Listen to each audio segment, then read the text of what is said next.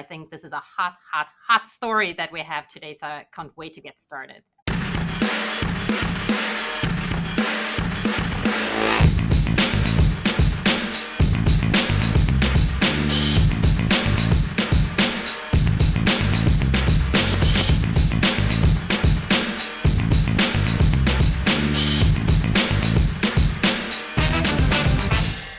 Hello and welcome to Your Career Revolution presented by the Entrepreneur Source. My name is Mike Toper and we have got an interesting story to share with you today and some great nuggets of knowledge to drop on you in today's episode.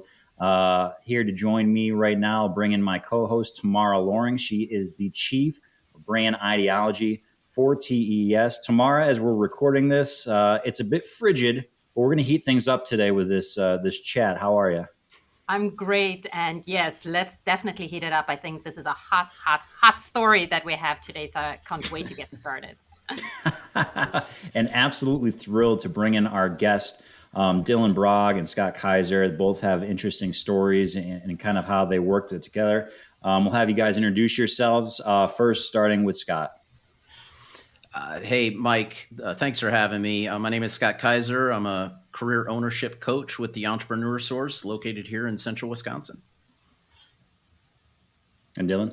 Hi, my name is Dylan. I'm owner of Handyman Connection of Canyon Rim and also a client of the Entrepreneur Source. And that's how obviously I got in touch with Scott. And I'm excited to see where today goes. And we're going to dive into this kind of as we go along here, a little bit about your story and kind of Scott's guidance here. But just to kind of lay things out, Dylan, you're a bit of a younger guy in terms of entrepreneurship. You had a bit of a background as far as your family. Your father, I know, owned a business. What inspired you to seek entrepreneurship?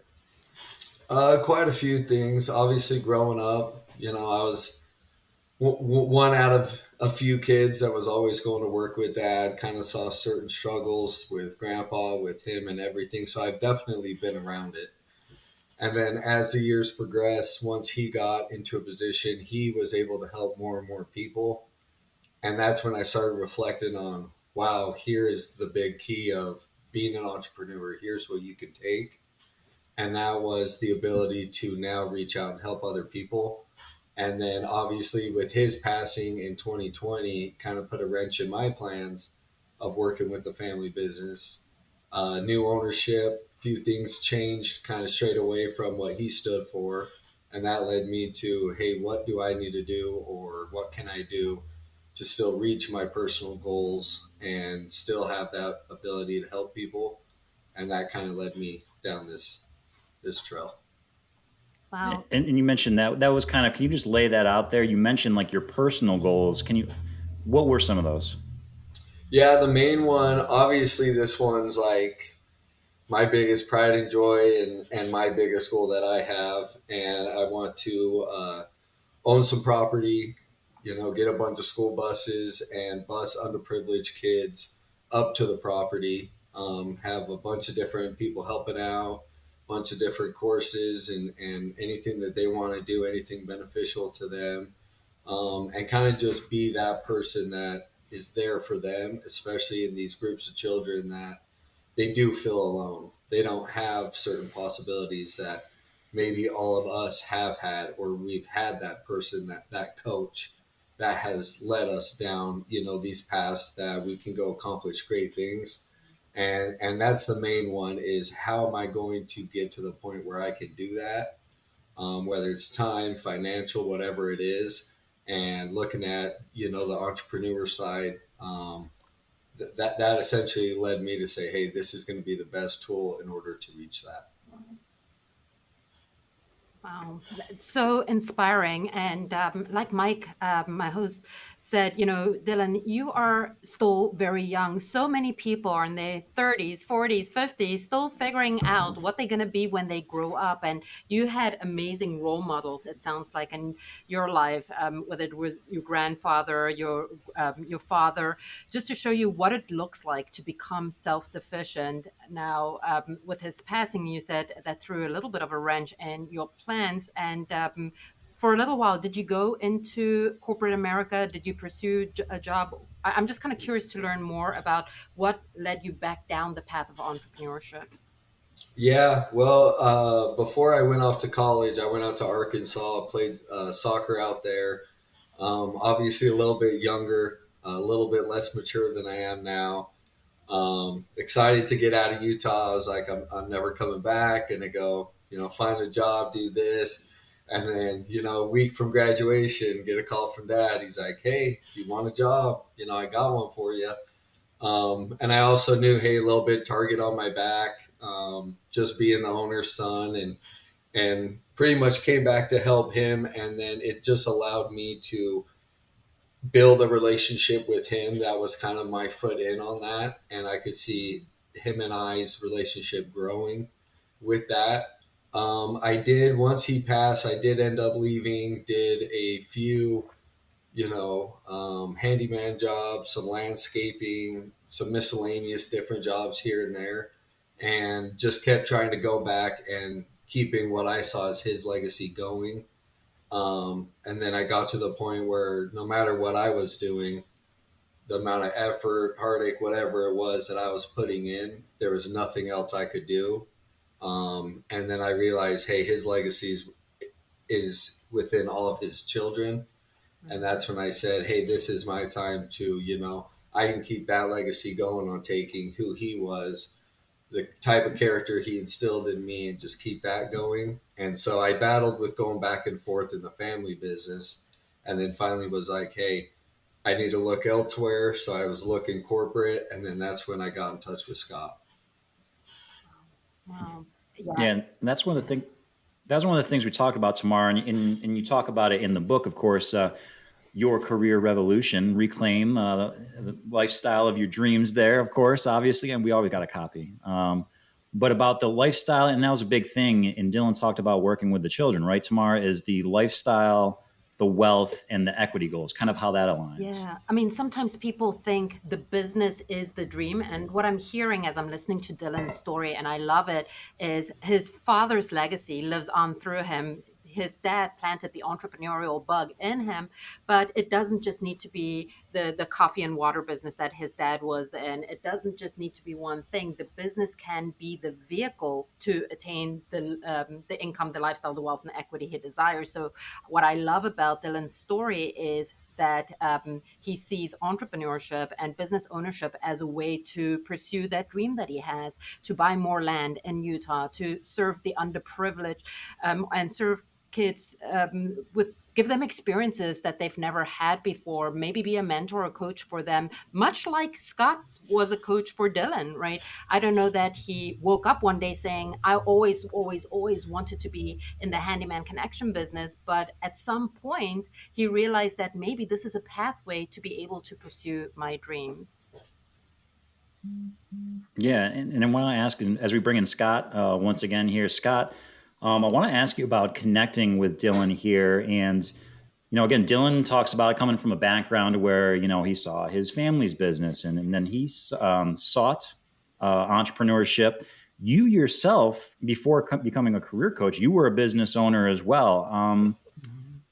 How did you connect with Dylan, and how did your experience as a franchise owner kind of play into, guiding Dylan and kind of showing him some of the ropes a little bit? Well, I connected with Dylan through LinkedIn. Found a young man. I'm a native of Colorado, so I'm always can relate to people out west. And we made a great connection. And I think when Dylan came onto that first call, which, if I correct me wrong, was in his work van on the side of the road, and he, I think, kind of like a lot of clients, thought I was maybe a job recruiter or a headhunter of some kind. And I just really got to know him a little bit better. And once we started diving into his story, his past, his legacy, we talked about business ownership and finding that point of clarity. And as a franchise owner myself, I did see kind of the pathway of, like Tamara, like you touched on it, when Dylan, through this journey of discovery that we took, and him sharing that dream of his of helping underprivileged kids and getting some old school buses and helping out, that was his real passion. the handyman business is not his passion, but it is his vehicle of success to be able to chase that passion. Mm. And so as we did this journey and we talked about entrepreneurship, and I obviously educated him a little bit on the franchising system, which he was new to. Me being a franchise owner, knowing that this is a business you own, but you are not in it alone. And that's where the power comes from. So it was really, kind of diving into different models based on his goals and his lifestyle. And he's off to the races. It's been a long journey, man. February 14th of last year is when we connected. Oh my gosh, I love that. And if I could add to that, right, Dylan, you probably saw, the challenges entrepreneurs face having their own business, having to figure out things themselves. So some people actually, that's the last thing they want to do. I think what Scott was able to do for you is tap into the knowledge that you have there, but provide you something where you could be in business for yourself, but not by yourself, especially at your age. I imagine that, you realize that you probably don't have the business acumen and everything, but being able to have that safety net of a franchise where they have a replicatable, duplicatable model, I'm sure must give you quite a bit of comfort and certainly will help with the launch of the business. What do you think about that? Definitely a major aspect of even like the decision making was having that support. Like you said, it was something I witnessed day to day. My dad didn't have that safety net of people. And I saw a lot of time and energy that if he wasn't the one who always needed to have the answer, so he could, put some of that weight on somebody else or brainstorm with another group, it could have saved him a lot of time. And I look back at if he had what I have now at the beginning of where he started, just like how different it would have been and how much more and, greater of an impact he could have made with the same amount of time that he had, which was cut short. But having that support and everything was a huge deciding factor for me. I'm not sure if we ever said it too. We keep referencing how Dylan being a younger guy in the entrepreneur business. When you got into your business that you're in now, as Scott pointed out, coming up on a year, how old were you? When we started talking, I was 28, 27. Yeah, because I'll turn 29 in a couple months. So yeah, around 27 probably. Wise beyond your So, years. Mhm. Yeah. And how important was that too? And Scott, and as you kind of explored, you mentioned what you guys were looking for, and as Dylan, kind of told you what he was looking for and how he was looking to achieve it. How did some of those things? How were you able to tie in, his goals and kind of look for the right opportunity for him? Because as you pointed out, Dylan, he wants to hike, or he wants to help kids with hiking and camping, and he's got a great business right now and he's got the mind for it. But again, that might not necessarily be his number one goal. His goal is this interest in helping others and helping the youth. How did you kind of guide him down that path and look for the right opportunity that might align not just with his goals, but with something that he wanted to do? Really, to be honest with you, Mike, it was really just a lot of listening, finding out exactly what, he was good at, what he not necessarily was passionate about, but something that he could wake up every morning and enjoy to do. Lots of connections that he had with the Utah community. We looked at lots of businesses. A lot of them were revolved around home services, and the power of having a coach is letting the client take that journey on their own and be able to ask the questions to different business models, and then connect back with me to understand, what did you learn? What did you like? What didn't you like? Is this something that you could see yourself doing every day? And we did look at quite a few business models, and we actually took a pause for a couple months and circled back. And that's when, I talked to him about a handyman business, and I could just see, as he was in his van in a canyon on his iPhone, I could see it kind of, oh, that's something that I could see myself possibly doing and being able to manage a team. And ultimately he made that decision. But really it was his journey to explore different avenues. It was just me to kind of support him along the way to see, is this really going to meet your income, lifestyle, wealth, and equity goals? And Tamara, that's just like, again, from your career revolution, the book Reimagine and Reclaim the Life of Your Dreams.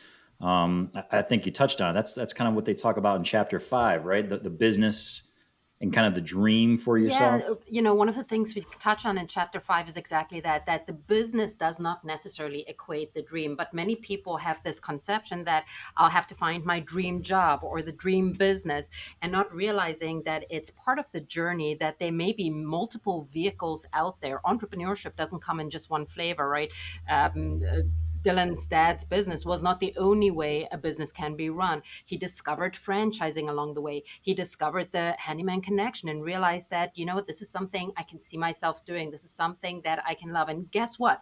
If it checks all the boxes and he generates the kind of income he's always desired, he has the flexibility to pursue his other dreams, then the lifestyle box will be checked. If he's able to build a business and honor his dad's legacy and maybe build something that he could sell, or maybe one day pass on to his kids, I mean, then I don't care what business you're in, you will start loving that, because that business then becomes the thing that allows you to live your life the way you want to live it, the life on your terms. So that's exactly what the book is about, right? Starting with that North Star, that vision of what life could be, and then exploring, like Scott said, right? It's not just, love at first sight. It's really taking almost a pragmatic approach to saying, okay, how does this business, how does this vehicle serve my life's purpose? And if it doesn't, maybe I haven't found the right thing yet. So I'm not at all surprised.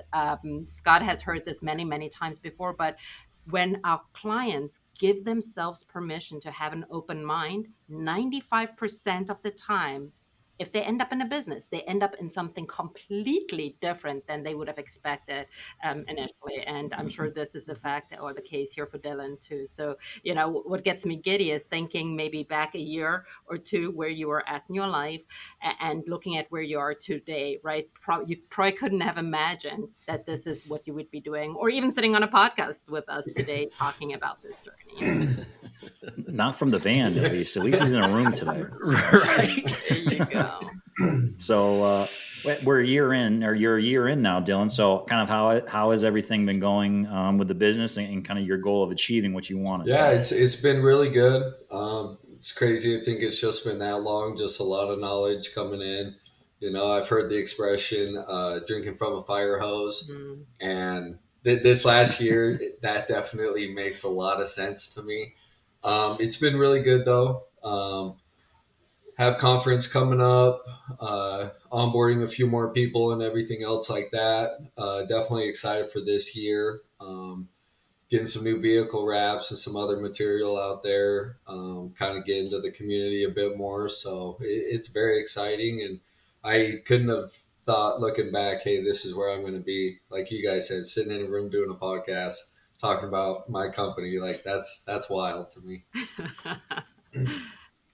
Well, as we wrap things up here, Dylan, that's fantastic to hear. And for you, Scott, what advice or recommendations would you have for somebody?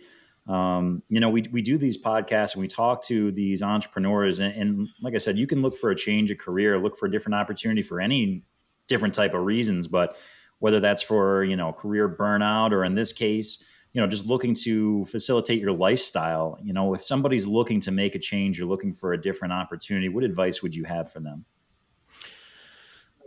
It's a great question. Really what it comes down to is, as kids, we used to dream all the time. And as we got older, we just stopped dreaming. We really did. And it's time for us to start dreaming again. We come out of college and we're ingrained to get a job, get a corporate job. And that's what we've been kind of trained to do. But there's so much more opportunity out there. And it is a very complicated and scary space to do alone. And that's kind of where a coach steps in. Let's guide that path. Let's find that point of clarity. The number one thing in anybody's life that's the most important is just making a decision. If Dylan decided not to answer my LinkedIn message, almost a year ago, where would he be right now? He wouldn't be on this podcast. I can tell you that. It was just about being able to step outside that comfort zone, have an open conversation, and explore other opportunities. And hey, I'm here to tell you, there may be another opportunity in a W-2 job. That's great. but you owe it to yourself, to dream, but dreams without goals are just dreams. So let's get aligned. Let's have a conversation, do it in a safe space, and really explore what is next for everyone's life. It's a short time we have on this planet. Let's not waste it. Well, hiking and camping in Utah, that's a darn good way to do it. I know that. T, any closing thoughts? Scott said it so well. So it just reminds me of give yourself permission to dream like when you were a kid, and you'll be amazed at what possibilities present themselves. So thank you, Scott. Thank you, Dylan. It's been an absolute honor and a privilege to have you on our show today. Likewise. Thank you. Thank you. All right. That'll wrap things up. We appreciate you guys for listening. Once again, Dylan Brogg, Scott Kaiser, for my co-host, Tamara Loring, the Chief of Brand Ideology for TES. My name is Mike Toper, and have a good one.